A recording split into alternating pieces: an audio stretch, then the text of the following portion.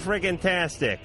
You know, tonight we have Warren Cuccurullo. Fascinating. From Duran Duran. From Missing Persons. Played a little with Frank Zappa. Did a little session work with Michael Jackson, so we'll get into all of that in about 10 minutes. Also, as promised, we have the what test. Can't wait. The women's heterosexual aptitude test. We've done the hat test. We've done the lat test. And you're going to subject Ann to this, huh? We've done the GAT test. Ann will be taking the test and seeing how she fares. So that'll be coming up a little bit later on in the show. And for now, let's get to the phones. Camille. Yeah. You're on Loveline. Hi, thanks a lot. How are you both doing? Good. Good. Okay, my question in a nutshell. I've seen this guy for about 3 years, and about a year into the whole relationship, he said to me that he thinks he likes guys. Mm-hmm. How did that come up? In what context? Well, when I first started seeing him, it was a really odd situation. We both lived in the same house in college, and so we just sort of ended up in each other's beds all the time. It was real cool. Did you get that? Yeah. They lived within a mile from each other, so naturally they screwed every night. No. We lived in the same house. Oh, well. In college. God knows I've had my mom a few times. You know, that was early on. Oh, shush. No, when we were in college, we lived in the same house. But that's not necessarily a good thing. It sounds cool, but you end up... You know, I went over to Drew's house for dinner the other week. That didn't mean I had to blow him. I wanted to blow him, but I didn't have to. Do you know what I'm saying, Camille? Yeah. Okay. All right, but anyway, look, they got it on, and they became boyfriend and girlfriend. Right, I mean, it's a relationship built on some sort of serendipity. There wasn't any, who knows what the nature of that relationship is. Surprise, you found out I'm somebody different. I think it's serendipity, by the way. Nice. Right? I mean, you just found out he's somebody... You didn't even pay attention to who he was. He just happened to be a guy in the house. No. We were completely good friends beforehand. Yeah. He was saying somebody else, and he had another girlfriend before he even... Oh, that's... And now he's gay. Well, that's the question. I mean, can a person... I mean, he has had a bunch of other girlfriends. Uh-huh. And now, all of a sudden, he's like, I really like Ken, and it didn't make you suspicious that he had to lift his skirt up to have sex with you? Nice. What is your question, actually, Camille? Okay, well, then my question is, so can a person just suddenly switch? Typically, a person will suddenly admit to themselves or accept or be willing to explore or understand that that's the way they are. Well, that's the question about explore. Not at your age. No. At your age, it's not so much experimentation. It's more like... At 20? Yeah, it's more coming to grips with who you really are. Really? Yeah, how old is he? Right now he's 22, but at the time, I mean, it's been going on for about 2 years now. That he's been homosexual. Exploring? Yeah, and he's been Ponce de Leon with the penis? Well, that's the other thing. He doesn't, if ever he does Lots of other really things, go into it, he won't, he can't, like, if you talk about, well, what about kissing him? And he'll be like, oh, no, I couldn't do that. Well, not every heterosexual female wants to get it on with every heterosexual guy and vice versa. That's true. I mean, just because you're gay doesn't mean you want to bang, Andy Rooney or something. Of course, you'd probably have Warren Cuccurullo. He's a piece of ass. Oh, take it easy. He'll be in here in about 5 minutes. So you want to know, well, did he take the GAT test? I don't think he can hear you guys. Oh, okay. Well, I don't know. That would have been the deciding vote. The test from hell, though. No, not the GAT test. The hat test was the white trash hell. I mean, white trash test from hell. Did it have something to do with Leonard Skinner? Because he does have a Leonard Skinner. Leonard Skinner and bowling. Well, there may be a chance for this guy. Camille, he likes guys. He's experimenting. Whether he's going to make a life out of it, we don't know. But either way, it's going to be a tough guy to be a girlfriend to. Should I just dump him? Pardon me. Yeah, I mean, Drew. I mean, unless you mind. No, you get on with your life. And it can be dangerous too. I mean, you're putting yourself in a high risk type of situation. Let him go do what he needs to do. And wait for him. No. Camille. Camille, don't do that to yourself. Just learn about boundaries from this one. That you don't just kind of sleep with somebody because their warm body happen to be near you. Camille, when the doctor tells you to hop up on the table, do you actually jump on top of the table? You know it. Of course. Yes, she is Miss Literalish. She's like Jaime the Robot from Get Smart. Yeah, the guy messaged all women out there. If your partner wants to go out and have relationships with members of his own or anybody sex or anyone, let him go do it. You got to go. It's not any different. Everyone makes a huge distinction, by the way. It's different for this guy because he really is coming to grips with some whole new lifestyle occupation he's going to have. But what I mean is, if a relationship is monogamous, right, and someone wants to go outside of the relationship for a sexual liaison, whether it be man or a woman or a beast or whatever you're going outside of the relationship for, you're going outside of the relationship, and that breaks the rules. Nigel. Hello. Hello. Hello, how are you? Good. I've got a bit of a problem. My mother comes home from work almost every night with a story about how a she-him comes into the women's bathrooms and uses the facilities in the bathroom. I suppose it is that the right word? She-male. Female? Is that she-male? Is it a transsexual or is it a? I suppose I think it has a penis. Transvestite or a transvestite. Can I say, No. What? Can I say penis on the air? Is that, No, you cannot say penis. Or penis. So I think it has male genitals, and it's vesting like a woman. So it's a transvestite. Right. So it's going into the women's bathrooms. So she comes home and she's talking to me around the dinner table about how this male and woman type thing, I don't know what to call it. Okay, but wait a minute. Nigel, how much time is your mother spending in the head? How much time is she spending in the woman's bathroom? Does she work in the... No, I really wouldn't know. Probably... Well, knowing my mother, she always has to pee. I don't... Well, I really couldn't say. I mean, Drew, what the hell are we talking about here? No. I don't know. All right. Enough said. But the accent was interesting. Will. Yeah, how you doing? Hey, you're on Loveline. Hi. Hey. Drew. Hey, Will. Hi, Adam. How you doing? Good. The question that I have is that I have a problem with it's kind of like a fatal attraction that I'm suffering through here. I got this girl that's been calling me, and I have no idea who she is. She's been leaving all these raunchy messages on my voicemail, sending me Valentines and whatnot. No idea who she is, and I'm kind of freaked out about. Is she threatening? Excuse me? Is she threatening you in any way? No, she's not. But it's she just talks to me like I've never talked to her. I've never seen her. She's always just left these raunchy messages that she wants to come over and do these certain things to me. And, I'm kind of freaked out, but I'm also kind of stimulated in the same way. This isn't part of some kind of Amway scheme or something, is it? No. No, she's just stalking you? I think so, yeah. I had a stalker once. Not really a stalker, but she would call up and talk dirty to me, and I always tried to meet her, and she would never... I mean, I went places and waited. You don't know who she was at all? You never know who she was. She said she was a nurse. I guess most female stalkers will choose that as a profession. But, I mean, is it a big problem? Not really. I mean, just because she calls randomly and leaves all the stuff here, I don't know, guys. I think that freaks me out a little bit. I worry, does? Yeah. I worry about the potential for problems with people that are capable of doing that kind of thing. And I think you ought to report it to the police. At least you have a record of what's happened, and they'll instruct you how to record things, how to keep a track. So if you ever do need to get control of it, you'll be able to. Do you ever talk to her on the phone, or does she just leave messages? She leaves messages, but then sometimes she calls, and all she does is breathe.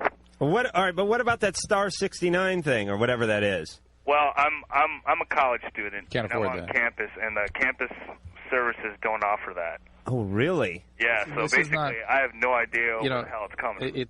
You guys may think it's cute and flattering, whatever, and stimulating, as you say there.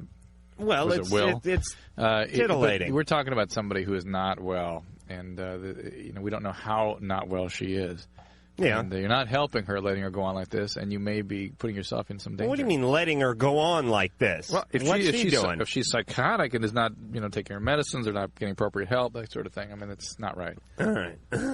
What happened to my voice? Dan. Yeah. Hey, you're on Loveline. Wow, this is awesome. Good. I'm on the air. Okay. Yes. I had a few things. A few things. One, I want to hear more Ann. Yeah, all right. Really pretty voice. She's great. She does, yes. Yes. Other than that, I was wondering, Dr. Drew, about I went to the orthodontist today, Yeah. and I used they put me under with nitrous oxide, Right. and I was like really euphoric. You liked it, huh? Yeah, that was pretty crazy. So I was wondering about that. Like, could you just give me a rundown? What is it you're concerned with? Could you have had some problem with that as a result of... I think he wants to know where to get it. Yeah, what are you asking, Dad? What are you asking? I was just wondering, just in general, like what it was and what it did, and if it's an anesthetic. How it causes euphoria, whether it has addictive potential, or somewhat of a mystery. My concern with it is that they had you on careful monitors, right? Huh? They were monitoring you carefully on this stuff, right? Oh, I think so. Right, and I don't know. you got to remember that. Like, they would have to say things like 4 times over. Well, people. And then they lowered the dosage. They lowered the intake. People are taking this stuff in somebody's living room, and there are complications of this anesthetic. You can have heart disturbances, rhythm disturbances, whatnot. My concern is more with people falling down, people having these sudden death experiences while they're using it in an uncontrolled environment. And if they use it a lot, there are certain disorders of thought that can occur, and the more dreaded complications of neuropathy. All right, enough of that. Look, just say it's bad. Just say it's bad. It's not good for you. It's not good. Okay, but the thing is, I had someone email me the other day. Remember, you're talking about getting it at auto parts or auto supply places, nitrous oxide, like guys put in their hot rods. Yes. They said that the company denatures it like they do to alcohol, like rubbing alcohol, so it cannot be consumable. All I know is I talk to groups of addicts at least twice a week, and this is a week ago Tuesday. I was giving a presentation. I was talking about nitrous, and they started talking about going to car parts stores, and I didn't know what they were talking about. And they said, "Oh yeah, we go there, we load up a balloon or like a big punching bag balloon, right out of the back of the car parts, place, and that's where they get it." All right. Well, maybe. And it's so-called all the guys know what they're going to use it for at the car parts store. You got to do it the way I used to do it in the '60s.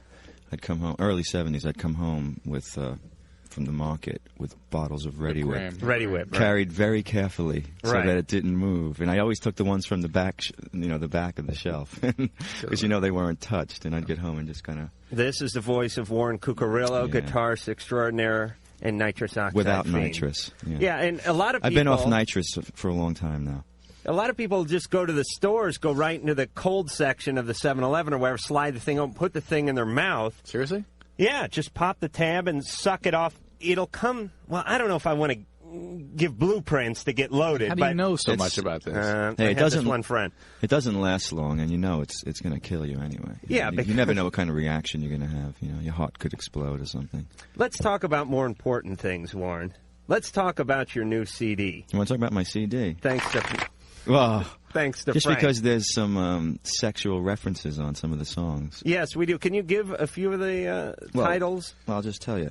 When you have music like this that has no words, right, and you think about in a performance situation, you might want to send some messages to some of the young ladies in the audience. So if you just say the name of this song is Orgasmatron, right, at least they'll have some kind of picture in their mind about it without the words. They'll just be able to kind of fantasize what the song is about. Like you wouldn't want to call a song Grandpa's Underwear. Exactly. But you might want to call the song Room 1015 at the Holiday Inn downtown, So you have one called Ass Man. One called Ass Man. I'm guessing you're talking about a woman's ass. Yes, I am. Okay. Because want to make that clear. Well, as opposed to being I think there's a lot of ass men out there. Are we allowed to say that, Mike? Yeah, we are. Good, because I'm a tit man. You're a tit man. Oh, yeah. I'm an ass man. Are you? Nice to meet you. But is it? And I'm also an ass man. I mean, I enjoy the ass as well. Right. I mean, I don't want to. See, I think the ass when you're an ass man. I can't. I can't. You can't say you enjoy tits on the air. No. I think producer Ann just said we can't say the T word. All right, let's not say the T. You know what's funny? But though? you know the good thing about ass men. I think when you're a real ass man. And you see one that's beautiful, but the face ain't that good, it automatically gives more points to the face. So it's like if a face is a 5 and the ass is a 10, that makes the face then becomes a 7. Right, because you carry the 2. Exactly. It'd technically be like a 7.5. I mean, if the ass is a 10 and the face is a 5, you really should just give a 7.5. Yeah. All right, but this album's all instrumental. All instrumental. Is this your first all instrumental? It's my first solo record that I've ever done. Like 18 years on, You know, It's thanks to Frank Zappa? yes, Because he was such an influence on you? because he gave me my start. You know, if it wasn't for him, I'd be, What kind a of radio guy? chat show host or something. What Who kind of knows? guy A was he? truck driver. Tell us a little about Frank. Well, obviously, everybody knows a little about Frank. He was a guy who made music for himself and for his core fans, and he never really conformed to anything as far as radio programming, or he never really fit into any category. And if he, if one of his, like someone in his band had an unusual story of something that happened the night before on the road, most likely would become a song 3 weeks later. But tell us something about Frank that no one knows. I mean, that only someone close to him would know. Well, being around him, and first of all, I was a big fan before I got in his band. I was following his music for about 5 years before I actually got an audition with him. But I just think he's the hardest working, funniest, most dedicated, guy around. Or was the most dedicated, hard-working person. And had a song very funny, coincidentally called Tea and Beer. And Beer, right. So, teas and beer. We don't want to get to that. We don't want to get into more trouble again. I don't see why you can't say that word, because it's like the part of a cow. I didn't make it up. The part of the cow. Am I right, Drew? Do you know why you can't say it? Why? Because George Carlin made up some words off the top of his head that Congress used as the blueprint for what they decided to be unacceptable. Oh, that was it? That was it. But ass wasn't one of them. That was not one of them. Ass. Let's do it. God, he didn't put that on there. Scott. Yes. You're on Loveline with Warren Cuccurullo. That's great. Dr. Drew. Scott. The nitrous oxide use. Yeah. I work in a high-performance auto parts store in Maryland. Right. Tell me about it. And the nitrous oxide that we get is actually diluted with sulfur. Huh. So it is not safe for inhaling. Could they be doing something to it to make it safe? Again, I don't use this. I'm only reported. This stuff is reported to me by people that use it. I mean, you're going to have to... I was in front of about 50 people, and at least 15 of them said that's where they got nitrous from routinely, and that Wow. Sulfur. So this is in California, so it stinks, right? It smells like a fart when you open it up, right? Well, it doesn't really have the smell to it. Mm-hmm. But what we do is we get it in a 50-pound bottle, and then we actually pump it into 10-pound bottles. That's the only way in the state of Maryland that we're allowed to sell it. See, I think it may be a state-specific phenomenon. Maybe in California they're a little looser for some reason. Okay. I don't know. I always assume they got it from the whipped cream things, that sort of stuff. Whipped cream canisters. The automotive grade is not the pure grade that you get in the dentist office or in the doctor's office. Very good. But it doesn't really have to be to a lot of people that are sort of hell-bent on getting themselves jacked up. But are they using this like people were using poppers? Is it like a sex thing, or is it just a pure let's get high? You just get high as a kite, and then you just tip over, and it lasts about 15 seconds. It's like Carbona and glue was in the 60s. Right. Not nearly as dangerous as that. Oh, I know, but, it's Vince. cheap high. Vince? Yeah. Hey, you're on Loveline. Hey, Warren. Hey, Drew. Hey, Adam. Hey. Hello. I've got one thing. When we were talking about women's orgasms, and there's some of the people that come across the shooters. Yeah, I did once. And somebody said it was urine. It can be. There's female orgasmic incontinence. Thank you. If you're lucky, it would be urine. No, I think it's actually cum. I think there can be both. It can be. It depends on what we're talking about here. Okay. Warren, you've been slimed before? Yes. You have? I was pleasantly surprised. Really? You enjoyed that? I remember exactly where I was. I remember the color of the couch, everything. Uh-huh. And she worked at Sushi on Sunset at the time. You remember the color of the couch used to be? But let me ask you this. Now, did you enjoy it because it was sort of like... it was different. That's why. Yeah, it was like in Japan, you're supposed to belch to say it was a good meal. But I mean, it was a sign. It was like, yes, I've arrived. It was just a pleasant surprise. Yeah, it was just like that. Yeah, brings back memories. Now, did it get you in the eye? No, it got me right in the chin. You were talking about the dental dam when you walked in here. I just want to know where I can get some dental dams. I need some. When you're on tour, you gotta have a good supply of all these kind of things. Drew? You can make them out of a dry condom. Yeah, but where do you buy them? You cut the tip off and then cut along This the man's a rock axis. star. At a sex shop, right? So they basically taste the same as condoms. It's the same stuff. Okay. True. That's good to know. The man is a platinum rock star. He doesn't have time to be sitting around with the scissors Scissoring. experimenting on condoms. It's like for with my Christ's sake. vitamins. If they're not vegan capsules, I have to like take them out and open the capsule up. Take Right. If there's pimento in the pimento loaf backstage, you trash the whole green room. You don't have time to be experimenting with like he's some camper in arts and crafts. And we'll be back.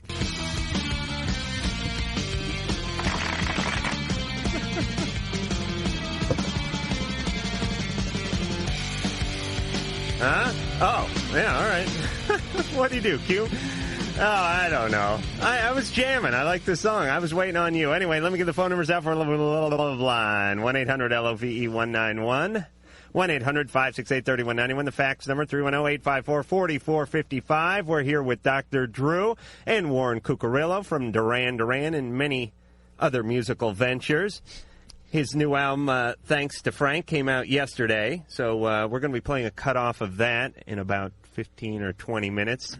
So you want to stay tuned for that. Until then, and Warren, you're going to have to bear with me here because for the last few nights, I decided to sort of give a standardized test to figure out if people are homosexual, gay men, gay women, heterosexual women, heterosexual men.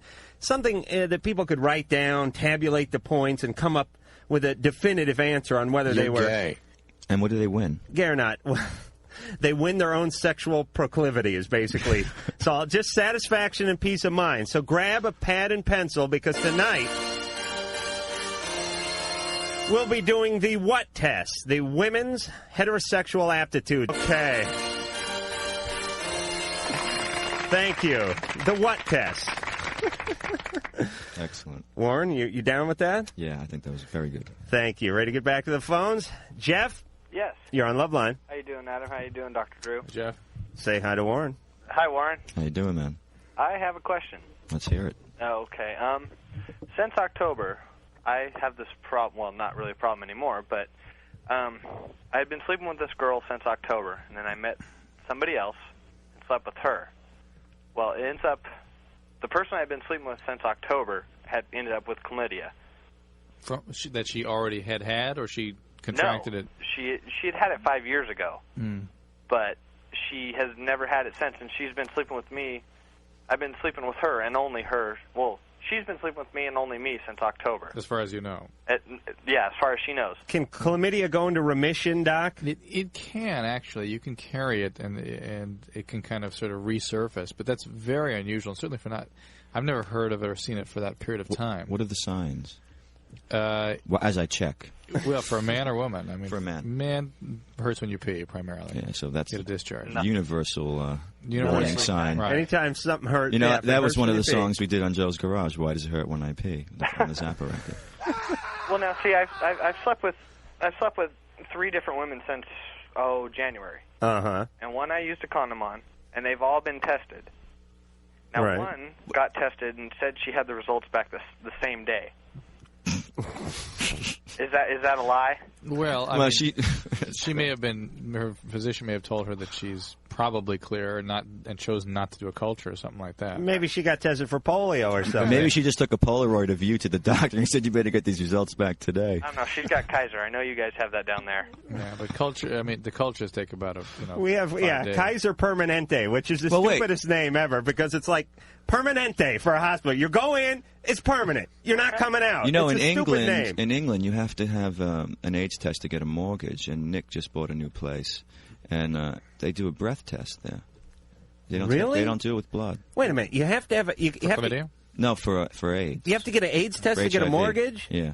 So Nick chlamydia, Rhodes, you can buy a house. It's no problem. Nick Rhodes from Duran Duran just bought probably a castle there. I'm guessing it wasn't like a trailer home or something. Very nice flat. Very nice. A nice flat, and he had to get an AIDS test. You have to get a mortgage, yeah. Really? It's amazing. I didn't know that. That sounds kind of... It's for the insurance purposes. Oh, I see, because you're going to be paying for 30 years. Exactly. Okay. And you have to pay life insurance. All right, in that case it makes sense. But, Jeff, what is your ultimate question? I'm just trying to figure out who I should trust. I mean... I've got one person. They both are saying they don't have it. And you have it for sure? No, I never. They just gave me some. I took 4 pills once, and that was it. Yeah, but that's not just for chlamydia, though.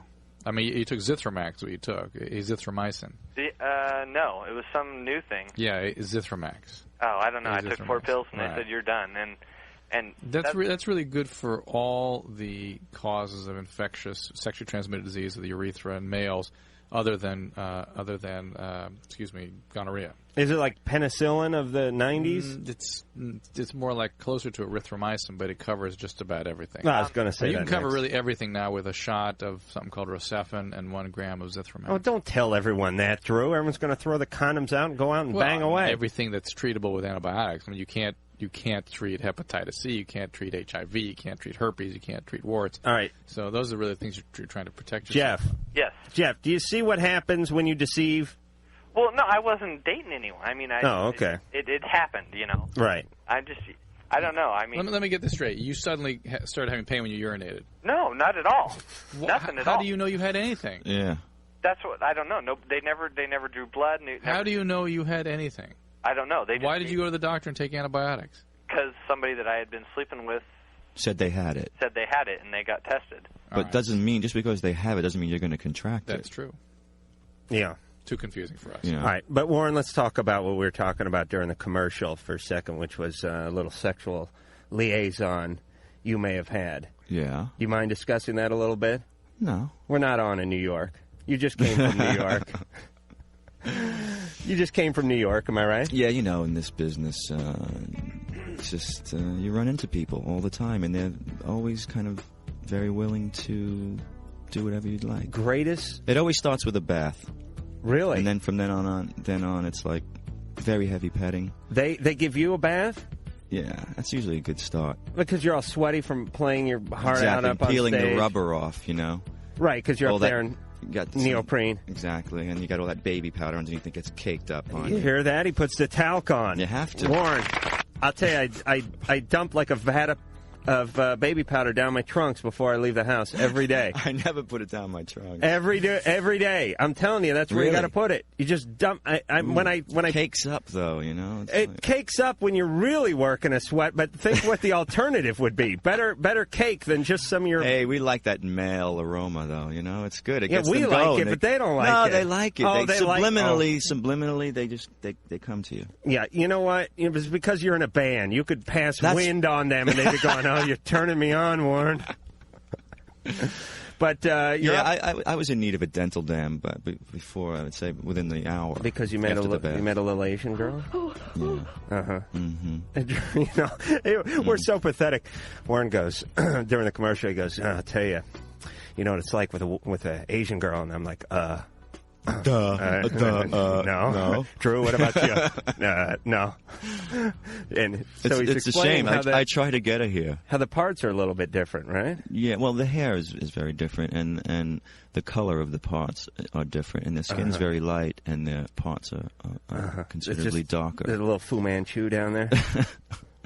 No, they just have beautiful kind of straight, wispy hair, and very little hair around. Where are you guys going? The back. Where are you guys end. Hey, what? I don't know. I'm following Adam. You know? Get Adam out of this gutter here. Yeah. All right. Well, we've got a real doctor here, you know, and he's probably thinking, God, to keep this guy away from me, he's probably got something. No, he doesn't think that. He's got a woody going on underneath the desk. Just like, let me tell you something about Dr. Drew. He may be a doctor, but you know what he is first and foremost? He's a man. And he likes to watch. He's a man like every other man. He likes to listen. And he likes to poke stuff in the butt with his finger, too. And we'll be back. Right after.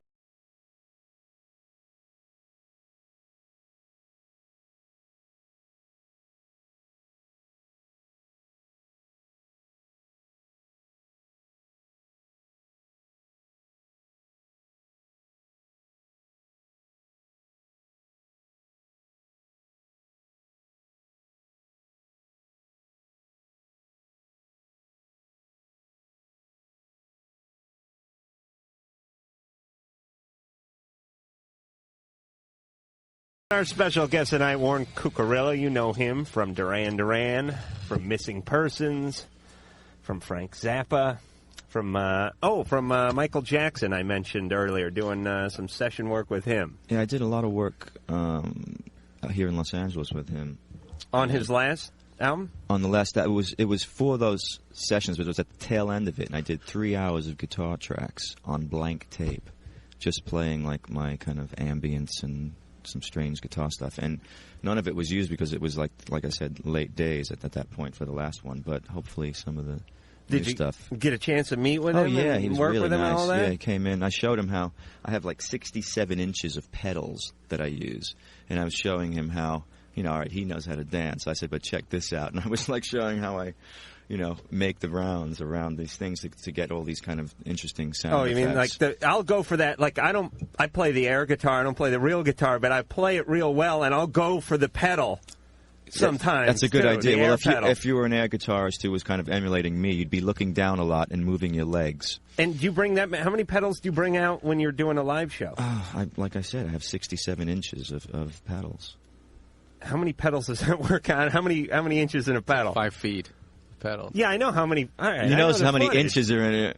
No, because 60 inches. There's a rack, that's got all the stuff in it, and then it's remotely controlled by these pedals that have all these different switches on it, or actual foot volume type pedals. Now, do you have to switch around guitars a lot? No, like when you're playing, like a lot of guys do? No, I use one guitar, and I just use the pedals to change the sounds. So we're going to be playing Orgasmatron soon enough. But some until good sounds then, on that. Until then, we're going back to the phones. Tony. Yeah, hey, how's it going? Good. Dr. Drew, Adam, Warren. Great, man. Good. I kind of had I don't know, man. I need some advice. Recently, with my girlfriend, I went over to her house after work one day, and, as usual, I don't get to see her that much, so when I do, I just like to, we have sex, we have a good time. For some reason, I don't know what the problem is. She wants to talk about it before we have sex and everything, so I'm kind of getting frustrated. Hey, Tony. Yeah. Speak into the part of the phone that is nearest to the cord. You understand? Yeah, nearest to my mouth. Right. Yeah. Okay. You hear me better now? Yes. It's like the whole house is asleep. It's over in D.C. It's like 2 in the morning. Okay. Sorry about that. You in your bedroom? Huh? You in the bedroom? I'm on my bed, man. All right, put the comforter over your head and make yourself a little tent. Man. All right, man. How come you never see your girlfriend that much? No, but I work too much, man. But I don't know, man. Anyway, so I go to her house, we're sitting there chilling on the couch, and I want to have sex, I barely ever get to see her when I do, It's time to, but she wants to talk, so I'm understanding, I'll talk to her, try and work out if there's a problem or anything. Tony. Yeah. Quick medical question. Are you on a respirator? No, I got asthma, though. Oh, is that what that is? Man, y'all are making the noises. No, making a noise. There's a strange noise coming from your like end. somebody else picked up the phone. Tony, there's someone in the house. Nuh-uh. Okay. All right, man. All right. So anyway, I'm sitting on the couch. Frustrated. Sex, and she's playing games or something. She doesn't want to do it. She wants to talk. So I said, all right, talk. She's talking, wasting my time. I don't know. I got pissed. I overreacted. I don't know what. But she's like, well, I don't want to have sex with you. So I said, all right, fine. So I kind of just, I just started masturbating in front of her. To me, it's no big deal. But what was the talk about? She just wants to talk about how we don't do enough together, and I don't see you as much. I don't get to spend time with you. Well, it sounds like she's got a valid kind of reason to, start discussing something with you, don't you think?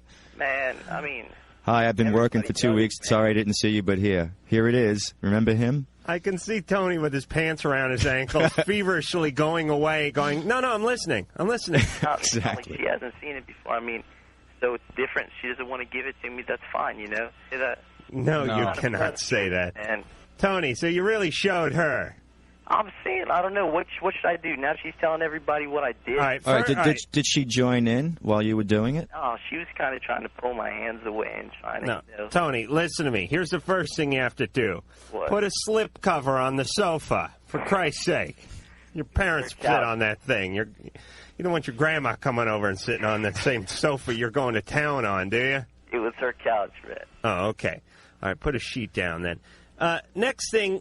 and Warren, you'll back me up on this. You're a rock star, and you don't need to make the small talk. But you remember a day before you were a rock star when you had to actually speak a little English in order to have sex. You have to pretend like the sex just sort of happened. It was a manifestation of the fine wine and conversation. Especially if you're trying to have a serious relationship with someone, you know. You got to make her feel wanted. If maybe you guys won't. How long have you been together? About a year now. Do you think it'll last much longer? I mean, for me, it's like this. I mean, I know she needs somebody to be with, and I need somebody to be with. I don't plan to marry her or anything. But, I mean, I expect some understanding. She knows I work a lot, and I try to see her as much as I can. But, she also knows I need sex just as much as she does. No, Tony, just stay away from that. No, Tony, no. Don't tell yourself that. Ooh, I mean... Tell yourself what she needs is some kind of emotional reassurance and connection with you, and she really couldn't care less about the physical part. That comes with the other stuff. Right. Yeah. And until you recognize that, you're not going to get the physical part. Yeah, Tony, you better do a little talking, because right now you're paying for dinner and then going home and whacking off. If you carry on like this, you're going to wind up on Oprah in a year. Well, I mean, it's not like I don't do it anyway. I'm just saying she's telling all my friends now, that this is what happened. And, I mean... Uh-oh, there goes the rep. Mom raised a sensitive guy there. Tony will not get that Harvard scholarship if they find out about this. Now, look at it from her side, Tony. Come on. Look at it from her side, and then you might be feeling a lot better. Guys, they just don't want to make the smallest investment. Is he not a great example of what I've said over and over again? Stop whacking off on the sofa. If you're a 16-year-old or it's a 19-year-old girl, somewhere in that range, and you're wondering what the guys are thinking, Tony's a great example of how they see sex. And women don't see it that way. He is. Yeah, all right. Just because I didn't have a snappy retort doesn't mean you were wrong, Drew. Relax. All right. All right, now take the calls that I'm suggesting take. Oh, I don't know. You didn't point at anything. Okay. All right. Relax over there. I'm having an off night, all right? I'm entitled. Hey, I had a great night last night, Warren. You sound pretty on. You really should have been here. Now Anne's yelling at me. I had a great night last night, too. I know. You needed the dental dam because you got a little of that geisha love. But we're going to play a cutoff of Thanks to Frank. And we'll be back.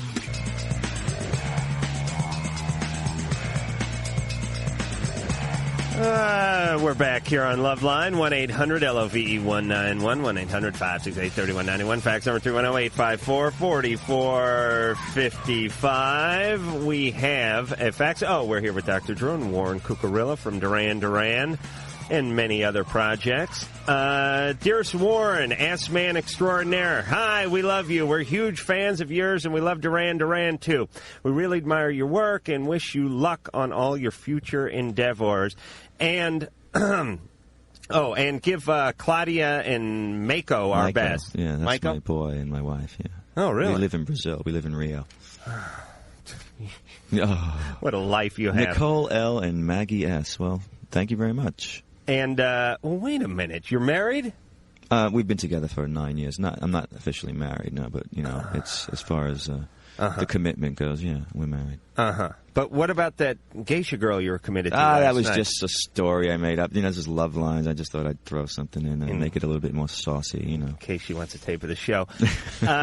P.S. Are you going to play any live shows in L.A. besides the Tower on Sunset, which will be at 1 p.m., and you'll be performing and signing, and that'll be Friday. Right. Correct? Yeah, but we're going to do this place called the Velvet Room Saturday night because I thought there's no way I'm going to come here and just play an in-store. I want to do a gig at night, and I like going on around midnight, so I'm going to do an 11:30 set at the Velvet. In Hollywood, and that'll be around midnight. So that's where you can find them, at the Velvet Room and on the Tower, Sunset Tower at 1 o'clock on Friday.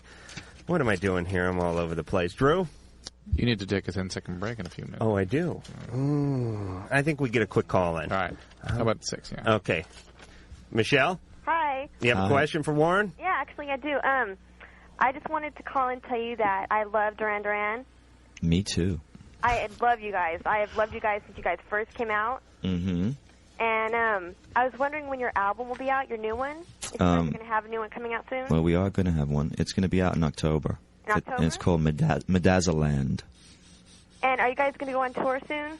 It would be early 97. Okay. Mm-hmm. Mm-hmm. Uh-huh. Adam, I want to tell you, you are so funny. He is. He is funny. Thank you, Warren.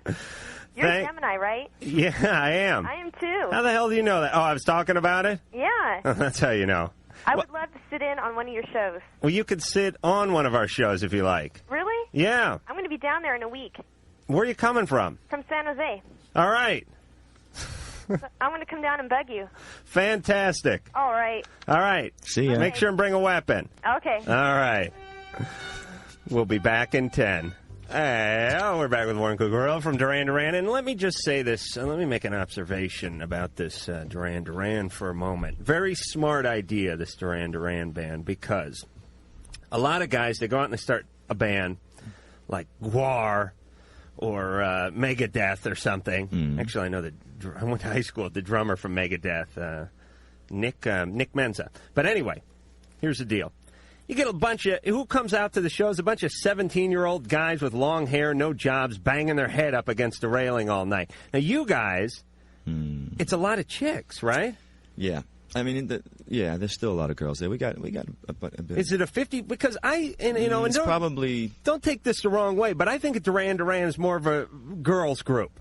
I know that sounded bad, but what I mean is I know more girls who like Duran Duran and who are into Duran Duran than guys who are into Duran Duran. And maybe guys are into it, and it's not something they're shouting from the mountaintop or something. But it seems like when you compare it to other, that's like, in a state of flux, though. I think, with the album that had Ordinary World on it, I think we got a lot more guy fans because it was just a song that hit home with a lot of people. How did you do that? I don't know. Engineer Mike over there. Unbelievable. He's broken himself. All right, relax over there. But I think the overall image that was put out there in the 80s, with all these glamorous photos, it just appealed to the girls. They like to have those collages on the wall, Right. It's not like New Kids on the Block or Menudo or some crap like that. Because it's a band that's influenced by Bowie and Roxy and stuff like that. It's a good band, but do you get more girls at a show, do you think? Yeah, I think it's probably about 60-40. Right, because you're going to like a... But we ain't complaining. No, 60% girls. Mm-hmm. Yeah. All right. See, that's good. 40% facts. So look, right. But you have to think, though, if there's that many women there, guys should go to the shows because it's probably a place where they can kind of meet girls. Yeah, but unless you look like, one of you guys. Yeah, but so just wear some rubber and push everything to the right, and you'll be all right. They do that. The guys in the band, they pack themselves. They adjust themselves. I'm not saying they stuff foreign objects. No, that was down a big their thing in the early 80s, I think. But did they actually put Lenny stuff... Kravitz is still doing it, but, I just let it go right down the middle right now. Beth. Yeah. You're on Loveline. Hi. I have a question for the doctor. Yeah, hi, Beth. Actually. My best friend and I have been using heroin since probably January, and today we just decided we were quitting cold turkey, and we're just wondering what we're going to be in for. Heroin withdrawal can be treated very effectively. So I would suggest you contact a doctor who's used to doing that, has some experience with this, because you needn't go through it without any assistance. It's pretty miserable. A lot of sort of creepy skin, wanting to kind of jump out of your skin, a lot of pain in your legs and back. You'll feel sweaty and agitated at times. But can you do it? And can you do it cold turkey that, or do you have to see somebody? Heroin withdrawal is not dangerous. It's miserable, and it lasts about 3 to 5 days, but it is not dangerous. Alcohol withdrawal, people die from that every day. Yeah. DTs has about a 60% fatality rate associated with it. But heroin withdrawal, people can go through it. And heroin withdrawal is not... It's the easiest part of dealing with heroin addiction, okay? Although there's great fear of it and it's uncomfortable few days, the hard part is living your life without heroin. And I can promise you, you will not live without drugs unless you do something to replace it.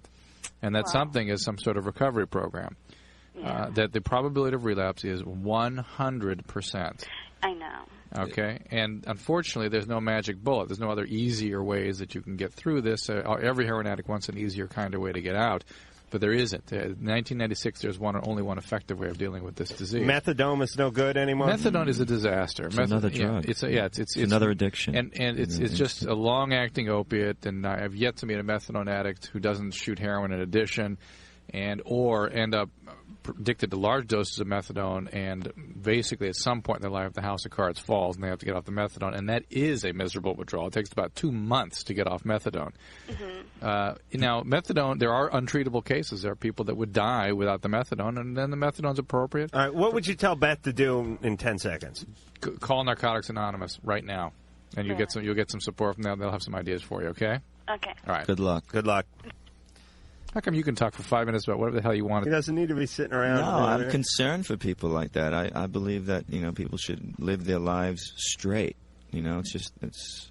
Did you ever dabble? Did you ever? Yeah, I did. Were you ever hooked on anything, I'm a guy who I'm from the '60s and the '70s. Really, I was a teenager in the late '60s, and there was a lot of drugs around. But I never did heroin, but I understand. I mean, I was pretty into alcohol and pot and stuff, and it's just it's nowhere. You're ruining your life. Christy. Hello. Hello. Hi. Hey. Hi. How are you? Good. Good. I have a question.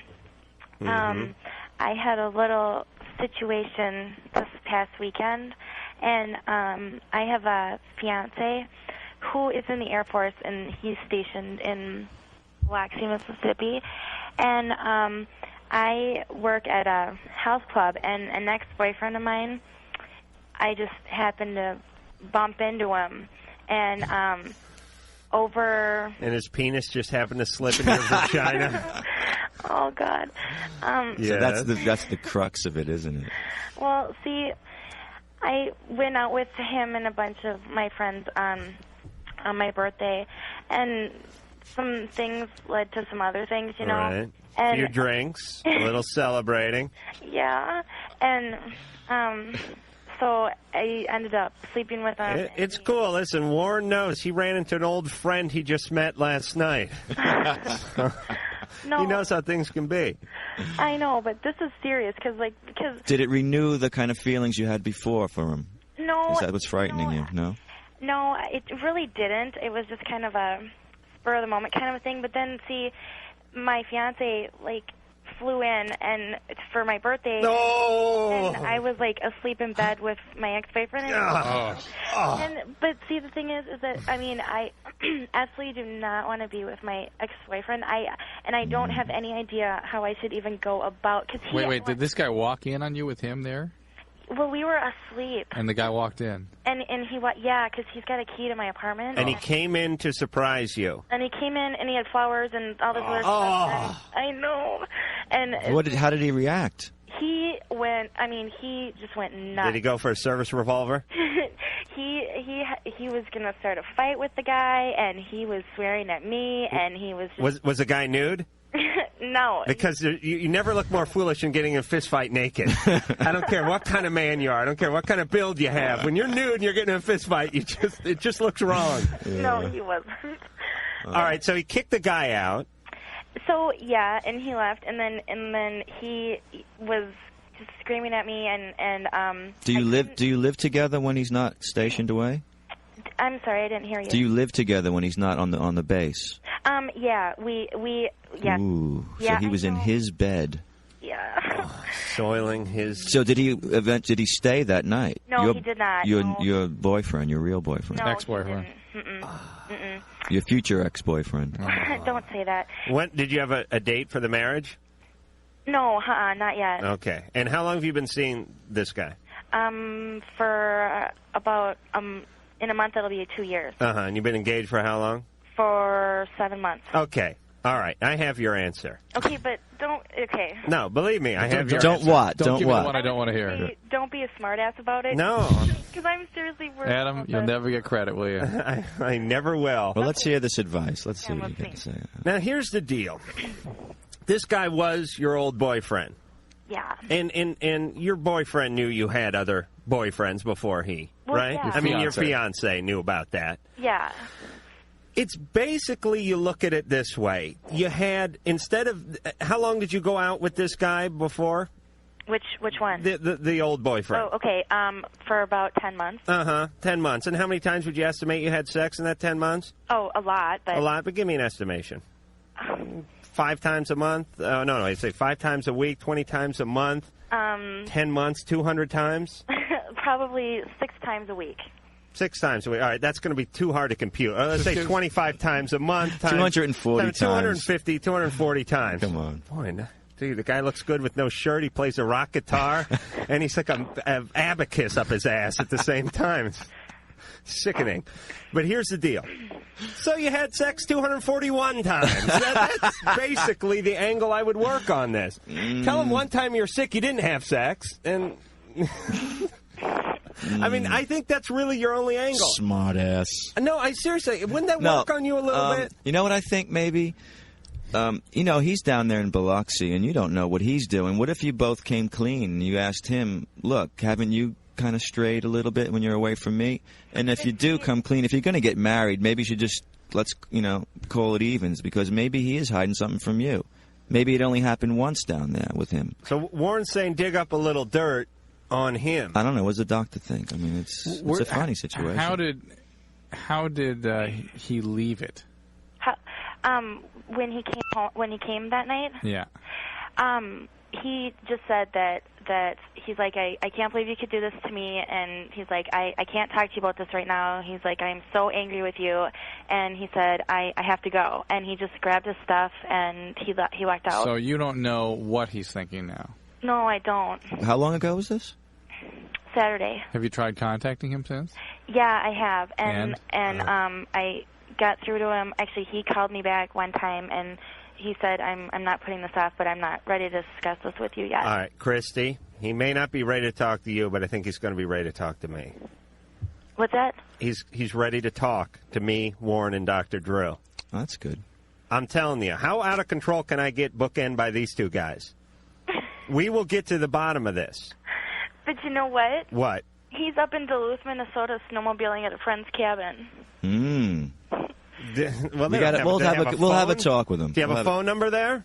That's the thing. I don't have the phone number. All right. I guess I believe you. I'll tell you the truth. I know it sounded like I was kidding, but if my fiance was going to fool around with someone, I would rather her fool around with someone who she already fooled around with, because it's not like she's adding another man onto the list. Right. And it's not like she hasn't already been with the guy. It doesn't, I agree with that. It doesn't break. But that doesn't, because I can't just say, well, I've been with him before, therefore, I mean, that's right. Not It's a boundary that's already down, and she did happen to bump into the guy. However, it really strikes to the heart of trust issues in a relationship, and if he has anything going on with that, it's probably over. All right, but you could try to work this one. What if you were out? What if I was out of town? What if you were drunk? What if you were celebrating? What if you ran into one of your old girlfriends and she pushed herself on you? Tell me that you couldn't have slipped up and done the same thing I did.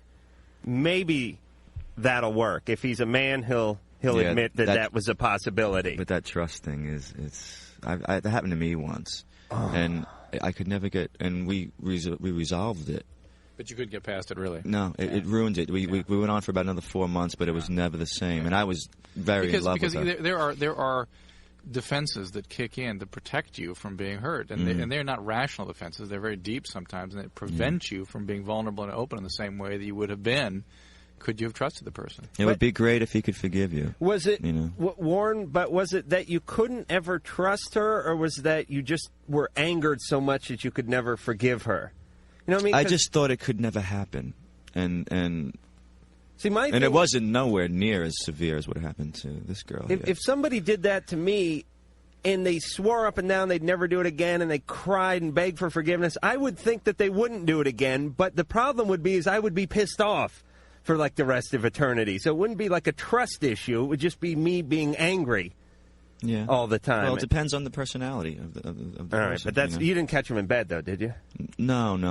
Okay, good. She didn't even have sex with the person. It was just she just went off with Mr. somebody. No, it was a there. very strange thing, and it pissed me off. It did piss me off, but I just thought, how could she do that to me? I was like 17. Well, she didn't have sex with. No. It was a very bad night for me, and I just thought, this is someone I love. She's really hurting me. How could she do that? And then we resolved it, but it was just... But it was kind of over. It was never really resolved. Carol. Yeah. You're on Loveline. Yeah. Dr. Drew? Yeah, okay. Well, my problem is, like, that my sister, like, whenever I'll be, like, making out with, like, my boyfriend, she'll, like, walk through and start flirting with him. And it's, like, so obvious that she does. I mean, I'll, like, say to him, I'll be like, do you think that she's, like, flirting with you? And he'll be like, oh, no, she's not. But she'll walk through, like, one time she walked through in her underwear and her bra. And she's like, oh, I didn't know he was here. It's like, I just told you he was, you know? All right. So how old's your sister? 18. And you're 16? Yeah. Okay, she's got the hots for your boyfriend. Yeah. Or she hates your guts. It could be a little each. Yeah, I guess. I don't think that she hates me, though. I mean, I hate her, but... Yeah. Is she there? No, she's not here now. She's, like, out at a party getting drunk. Is she over at Frederick's of Hollywood loading up on gear for the next time your boyfriend comes over? Like, she'll wear, like one time she put on this, like, black lingerie, and she wore this for him. Uh-huh. I mean, not for him, but she, like, came around walking, like, wearing this, and then, like, when he left, she put on this, like, long white nightgown with, like, Tweety bird on the front. Yeah, no, you weren't upset that your boyfriend stuffed a couple of singles into her crotch when she walked by? I thought he was, too. I mean, I'm saying to him, I'm like, and I mean, it looks like he's, like, sometimes trying to flirt with her, too. And I'll be like, you know, are you, like, flirting with her? And he'll be like, oh, no, you know, she's just being nice to me. It's, like, not really being nice. Have you talked to her about this? Yeah, I'm like, are you, like, flirting with my boyfriend or something? And then she's always like, what are you talking about? Why would I flirt with your boyfriend? And I'm like, well, you know. I said, well, are you? And then she's always just like, why would I flirt with him? He's like, she says, like, he's ugly and stuff, but he's not. And well, it doesn't always mean something. I mean, Warren and I were talking during the commercial, and Drew walked by in his underwear, and I think it was just because it was hot in here, right? Drew, you didn't mean anything by it sexually. You're trying to get me away from Warren? Find you stealing my underwear again. Here's what's going to happen. This is not acceptable. it's like, I mean, she'll go out and buy lingerie, just, like, wear when he's around. It's like she'll spend, like, $100 just on lingerie. I would take this not so much that she wanted your boyfriend, but that she has a little bit in for you. That she has a little anger toward you or a little unresolved business with you, and she's basically screwing with you. Or with herself. I mean, if she really has low self-esteem. I don't think she does, though, because she's, like, got all these friends, and she's had, like, all these boyfriends. Yeah, but you never know what's inside of somebody, she may though. need that. She may feel very empty on the inside, and this is just a continue away. She can't tolerate anybody else getting attention other than her, even when it's you. I don't know. It's strange she's the older sister, right? It's strange for the older one to be like that. Not really. No? In terms of, you know, the oldest child has more actually psychological problems than anyone in the family pecking order. I'm the oldest. Yeah, well, she has problems. Perfect. There you go. Thank you for that testimonial, Warren. Well, Carol, I would just have a talk with her, and here's the way to do it. Don't pull her aside and start yelling at her. Don't start accusing her. Don't say, I know, oh, come on, and all that, because she's going to get defensive, then she's going to get combative, and you're never going to get anything out of it. Yeah, I shouldn't set her bed on fire or anything. Right, right. Friends recommend that. That's probably mean. No, just shave her head while she's sleeping. No, just talk to her and say, you know, I noticed you came by and it happened more than once and it made me uncomfortable, and I wish you'd be a little more conscientious. Yeah. Conscientious? Conscientious. You can tell her if she could, like, go stay in the garage until he's gone or something. All right, Carol. Okay, I'll keep the motor running. Okay. Drew, you got a call you like? Tough. I'm going to this one. Patrick. Hello. Hello, Adam. Hello, Dr. Drew. Hello, Warren. Hi. Patrick. Hi. I just became a really big Frank Zappa fan. Oh, congratulations. There's a lot to listen to. Yeah. And I just started about a year ago, and my neighbor is tutoring me. He's loved it all his life. Tutoring me. You're talking about 70 records over Wow. over like 25 years. A lot of stuff. Joe's Garage, absolutely, is the best. Yeah, I love that. And they mention a Warren in there a couple times. A lot. Go to a party with Warren. Of course, I introduced you to Warren and Catholic Boys, Warren Cuccurullo. Yep. That's the Warren. You're the Warren. That's me. How long have you been with Frank Zappa at that point? I spent about a year and a half, or a year with him. But I was a fan for years before that, and I'd been friends with him for a couple of years before I got in his band. Patrick? Yeah. You ever read the Bible? Sometimes. I'm the Adam. Well, if I could tell everybody that Joe's Garage is absolutely the greatest album in the world. I kind of became addicted to it for like 3 months. I listened to it every day. Is it out on CD? Yeah, it is. It is. I'm guessing that Ryko there's Disc has just put out all the Zappa records. Is there a big box set, Frank Zappa box set? There's and all no that? box set yet. There isn't? No. You'd really think there would be. Be a big box. Cost How a many fortune. albums did Frank put out? I think he put about 67 albums out or something. Wow. That's like $3,000 to buy all the CDs. Yeah, but it's worth it. All right, Patrick. Thank you very much. Take care. All right. And we'll be back. Yes, indeed. It is Adam Carolla. We're here with Warren Cuccurullo from that band, Duran Duran. We didn't really talk, and Dr. Drew, of course, we didn't really talk much about missing persons.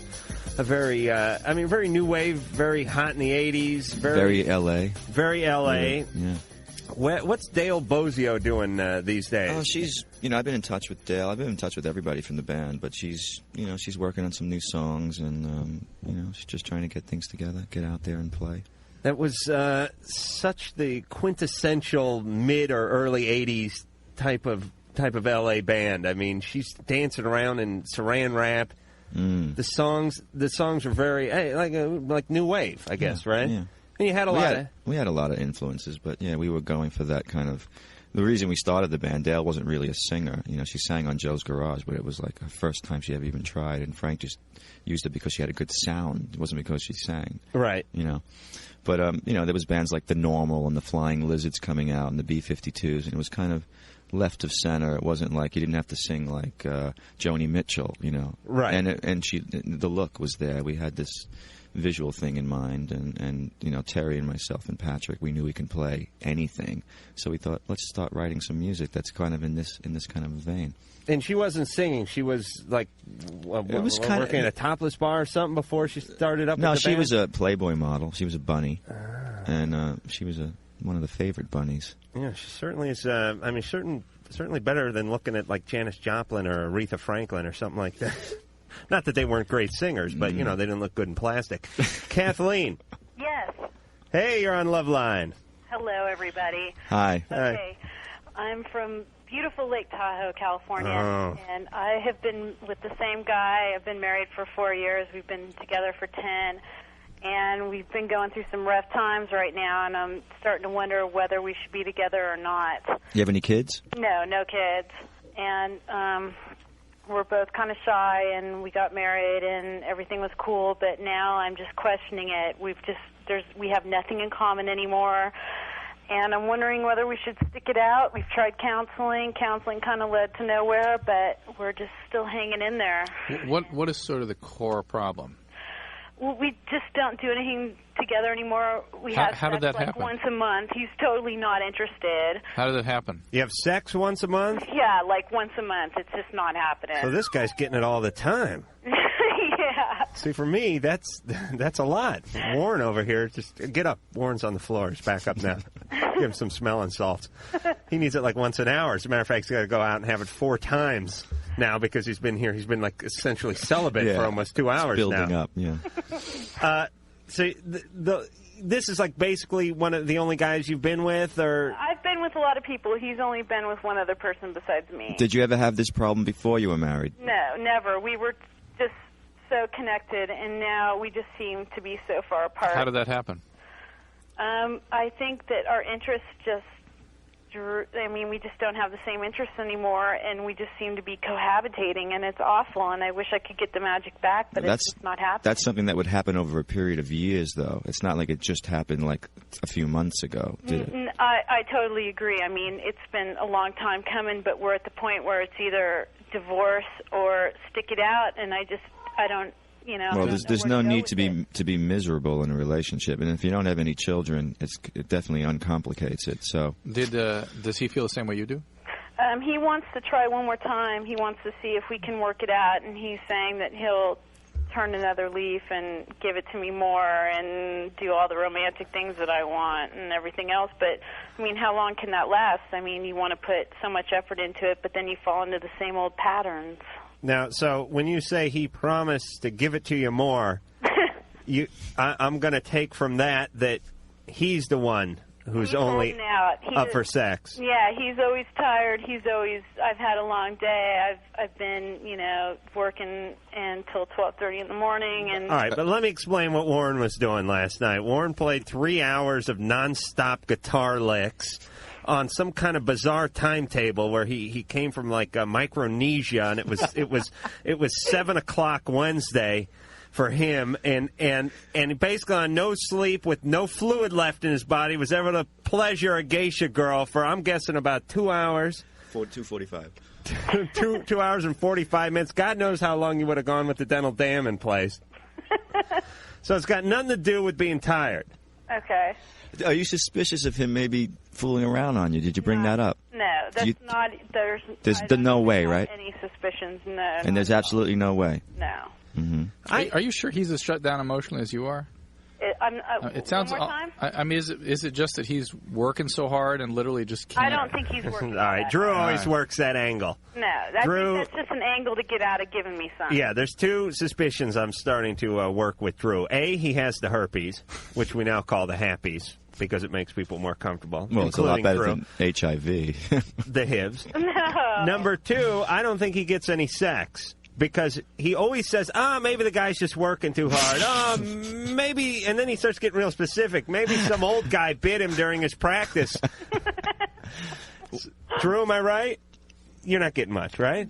No. No. Yeah, thanks for answering. Do you think what he's saying to you, do you think if he does kind of get more romantic and give it to you more, and will it make you happy? I would totally be into it. I would love it.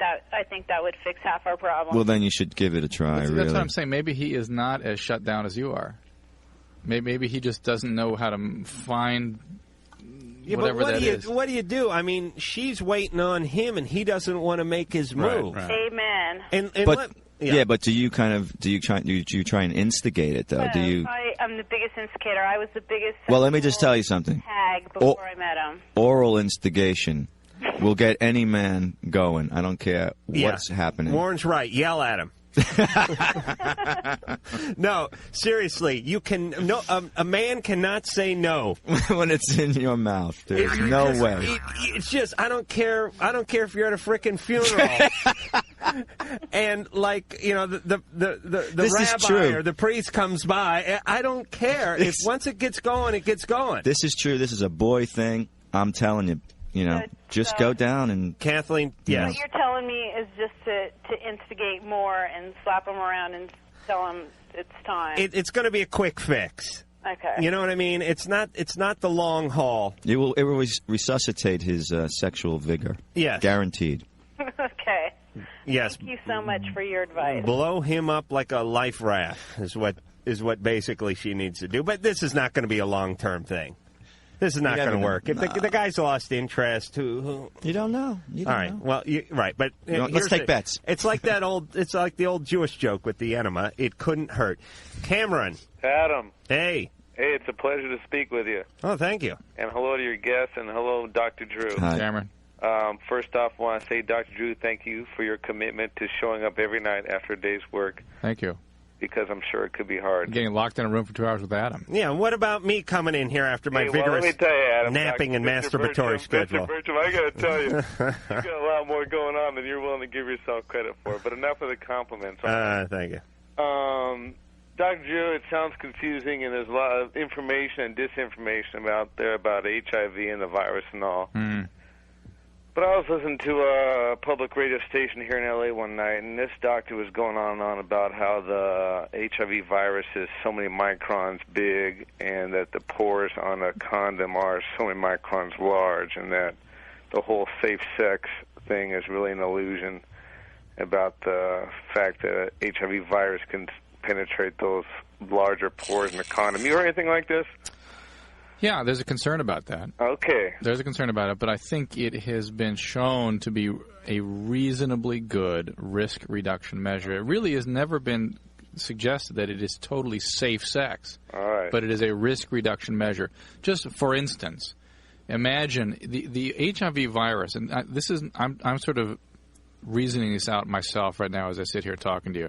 The HIV virus is very, very faintly present in semen fluid. It's not highly concentrated like, say, hepatitis B would be. It's very few particles flying around there. Mm-hmm. For those particles to penetrate those pores, they would have to be right up against, in the fluid, right up against the wall of the condom. Right? They could be floating anywhere in that semen. Right.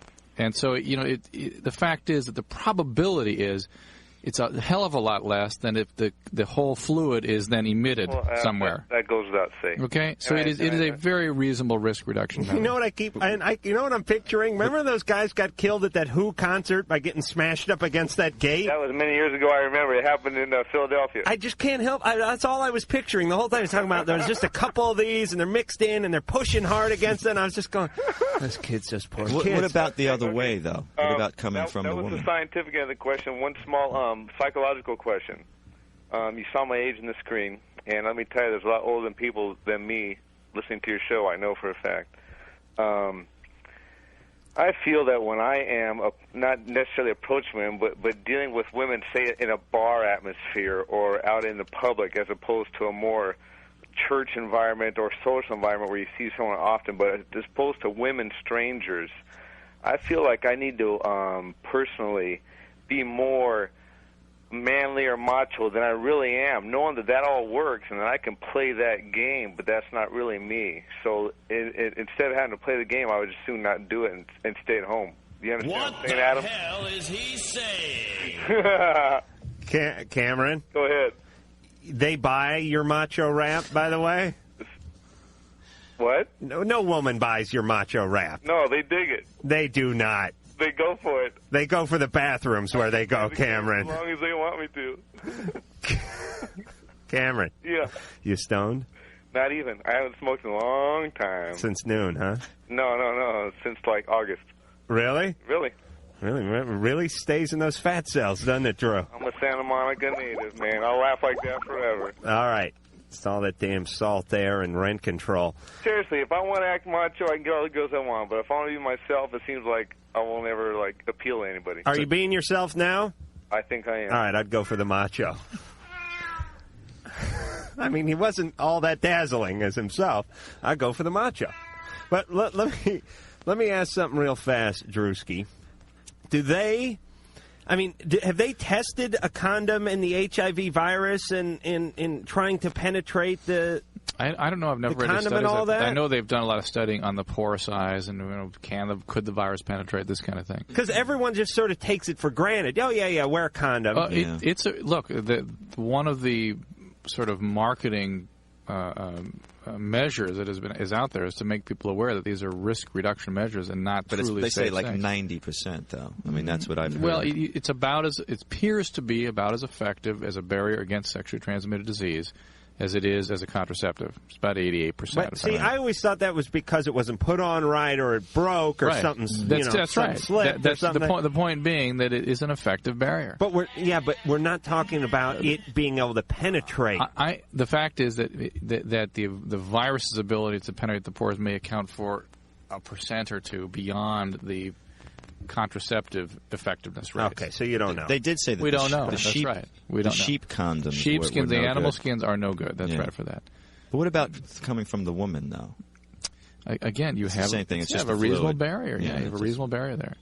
I mean, it's not perfect, apparently, but it's a reasonable barrier. And the barrier Warren was using last night was just his beard, basically. Exactly. A slight growth. And we'll be back. Pee on this stick for me. A little taste of Ass Man from Warren Cuccurullo off of Thanks to Frank. A bit of a cathartic song, I guess. You admitting you were a fanatic ass man at the top of the show, Warren. I always will be.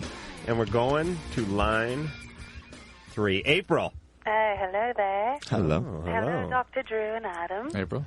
Hi. I have a question, and I'm in a new 3-month relationship. It's going on actually 3 months right now. And it's a long-distance relationship. It's about 500-mile distance. And I only get to see my boyfriend approximately. I've only seen him once in the last 3 months. But he wants me to start giving him phone sex. And I have an imagination, but I'm really kind of embarrassed to say I don't know what he wants to hear, and I want to try to do it the best that I can, but I blush and I don't know. I think I'm too romantic, and I don't know if I need to be like really graphic or raw. I don't know what guys like because I've never, ever done this before. Well, if you could just speak about what you'd be doing with him, that's kind of the easy way about it. What did you do with him last time you were with him? You just have to kind of describe it. Yeah, it's a recap. It's a good thing to do, though. I mean, it might sound like overly kinky, but I think, you know, I'm an expert on long-distance relationships, and I don't have long-distance phone sex, but I mean, it is kind of a good idea because once you have an orgasm, and if he's on the phone with you, once you have the orgasm, it's like, you know, you feel okay. All right, April. Yeah. Here's what we're going to do. Just so you can sort of cut your teeth, you know, with an expert and with the safety of an expert. Like when you're in high school taking the driving test, they always put the guy next to you with the extra set of brake pedals and stuff just to make sure you wouldn't get in any trouble. Uh-huh. Warren over here happens to be a phone sex expert and a long-distance relationship expert. He's also a good-looking guy. He is. Okay. Yeah, you know. So why don't you sort of cut your teeth with Warren? You're on the phone. It's just you and he. I got my hand on it. And this, that's what Let it go, baby. Just let it go, April. So, April, what are you wearing? Oh, well, it depends on what you want me to be wearing. Not much. Not much. No. Do you have any heels around the house? Oh, no, those are in the closet. Well, get them out of the closet, please. See, I have this huge smile on Come on, baby. No. Keep smiling. Keep smiling. Keep going. I was this close. And it already doubled back on for a second time.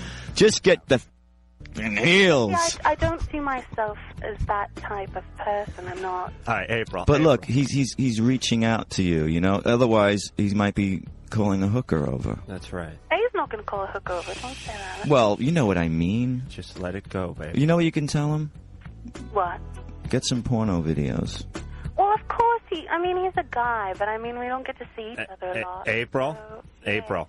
We're going to give you one more chance at All this. right. Now listen. All right. Take a deep breath. Yeah. Okay, relax. Relax. Where's your hand? My hand? I don't want to be too explicit on the radio. Well, you got to keep your hand there, though, Oh, well, it's there. because that'll loosen up your tongue a bit. Oh, okay. So once your hand is in place, let your mind wander a little bit, Yeah. and just imagine what you'd like to be doing with this groovy soul music on. Come on, I'll give you my Barry White voice, darling. Well, if I had you here right now, or if I had him here right now. Oh, both of us. Oh, both of you. Oh, all Okay. right. I'd get him up. Okay. Well, I'd softly caress his chest and gently kiss his neck Mm-hmm. and move from ear to ear, gently sliding my tongue inside each ear. I don't know. Phone foreplay. Phone foreplay. You know what you should do? Why don't you invest like about $3.90 and call up one of those 976 numbers and hear what the girls are saying? And just Even really, God himself get really endorses raunchy and get him off. That's what you're saying. No, look, he wants to hear your voice, you know. He wants to get off with you. That's a good sign. Yeah. April, it really is a compliment. You understand? And it will stop him from straying. I mean, he's only human. And you have a really nice voice, I have to say. Adam, he's just getting the color back. I'll tell you, though, when she broke, it was like my grandparents busting in on my 16th birthday. I'm like, you know, party hat, my pants around my ankles, going to town. Okay. That was a good choice of music, too, in there, guys. I was going. Ann over there stuck to the seat. So I could actually maybe make money at this if I was good at it. You got a great voice. Hey, did you ever see that movie Shortcuts?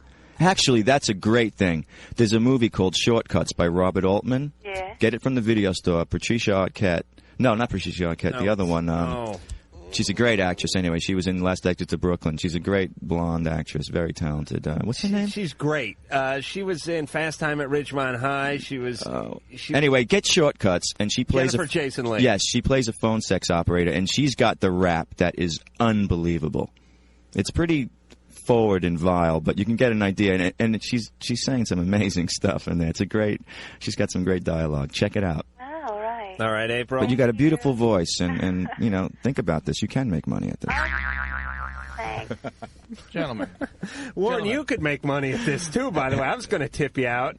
You know, I knew what my career could have Gentlemen, been. half an hour ago, I had 2 people in acute heroin withdrawal. You gave me 2 minutes with 6 minutes.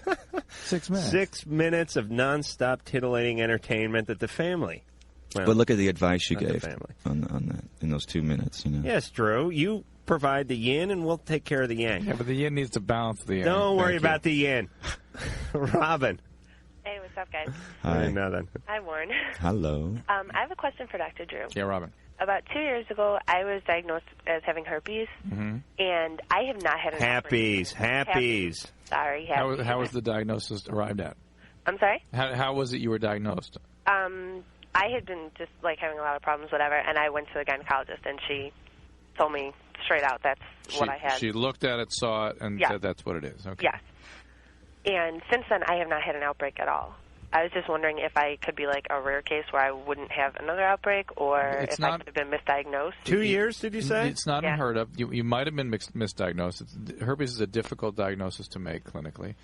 And you may have had outbreaks that you really weren't aware of. Sometimes they can be very mild. Have you had any sexual partners since, or new sexual partners? Yes. And were those protected encounters or not? Yes. So if you'd had sometimes when people have a new partner, they sort of rekindle the virus and it'll sort of come out then. So it's hard to know. I would, if I were you, still consider myself contagious, potentially, but don't worry about it. I mean, just keep getting the pap smears regularly.